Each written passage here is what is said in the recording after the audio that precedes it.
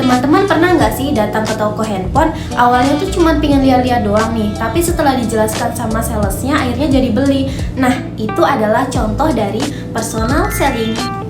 Hari ini saya akan menjelaskan tentang personal selling, yaitu salah satu bentuk komunikasi pemasaran yang mengandalkan interaksi antara penjual dan calon pembeli.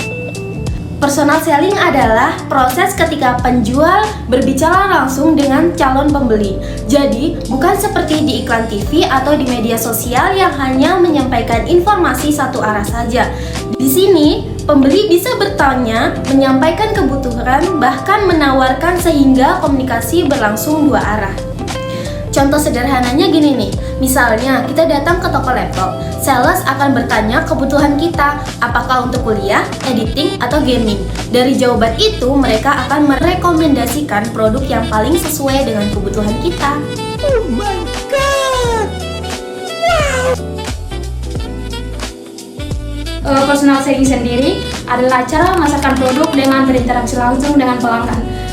Melalui komunikasi tatap muka atau percakapan langsung, penjual juga dapat menjelaskan manfaat produk secara lebih jelas, menyesuaikan penjelasan dengan kebutuhan pelanggan, serta langsung menjawab pertanyaan atau keberatan yang muncul.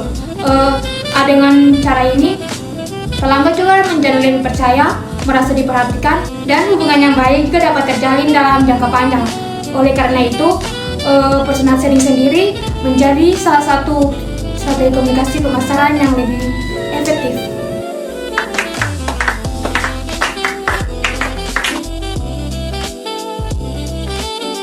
Ada 3 tipe utama dalam personal selling yang perlu kita pahami. Yang pertama, repetitive person-to-person selling. Tipe ini fokus pada produk konsumsi dengan frekuensi pembelian ulang yang tinggi. Penjual rutin menemui konsumen dengan membangun loyalitas jangka panjang. Contohnya, penjualan kosmetik Avon atau suplemen Hemingway. Yang kedua, ada non-repetitive person-to-person selling. Tipe ini digunakan untuk produk dengan keterlibatan tinggi, yang siklus pembeliannya panjang dan harga relatif mahal. Di sini, penjual harus fokus membangun kepercayaan, biasa dibilang trust, karena konsumen jarang membelinya. Contohnya, asuransi atau peralatan rumah tangga premium. Dan yang terakhir ada party plan selling, strategi penjualan kelompok, yang menggabungkan demonstrasi produk dengan interaksi sosial yang santai. Penjual memanfaatkan efek psikologi kelompok yang biasa dibilang social proof untuk memicu penjualan. Contohnya pemasaran terpuer. Kesimpulannya, pemilihan tipe personal selling ini sangat bergantung pada karakteristik dan perilaku beli konsumennya. Nice. Di era sekarang, personal selling tidak hanya dilakukan secara tatap muka aja nih, tetapi juga sudah terintegrasi dengan digital marketing. Contohnya ada telemarketing, yaitu menghubungi calon pelanggan melalui telepon. Lalu ada juga live chat dan juga video call sales, misalnya menggunakan Zoom atau aplikasi WhatsApp Business untuk konsultasi langsung dengan pelanggan. Selain itu, ada juga social selling, yaitu memanfaatkan media sosial seperti Instagram dan juga TikTok untuk membangun hubungan sekaligus menawarkan produk kepada konsumen. Jadi intinya, personal selling itu sekarang bisa lebih fleksibel, jadi bisa menjangkau pelanggan secara online maupun juga offline. Selanjutnya yaitu challenges and solution in personal selling.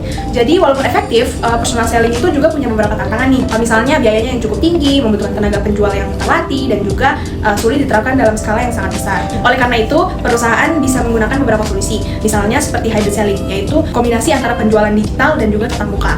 Selain itu, perusahaan juga bisa memanfaatkan CRM software, yaitu mengelola data pelanggan secara otomatis, agar proses pelayanan dan komunikasi jadi lebih efisien. Jadi, dengan bantuan teknologi, tantangan dalam personal selling bisa diminimalkan dan kinerjanya jadi lebih optimal.